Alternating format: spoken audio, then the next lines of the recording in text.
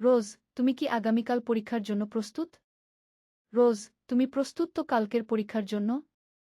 Lisa, আশা করি। এটা গুরুত্বপূর্ণ, তাই না? লিসা, আশা করি।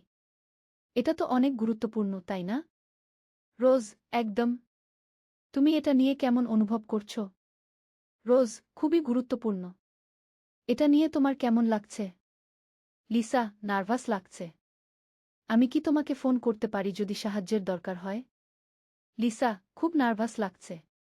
আমি কি তোমাকে ফোন করতে পারবো যদি সাহায্য লাগে? রোজ, অবশ্যই। আমি তোমাকে আমার ফোন নাম্বার দিয়ে দিচ্ছি।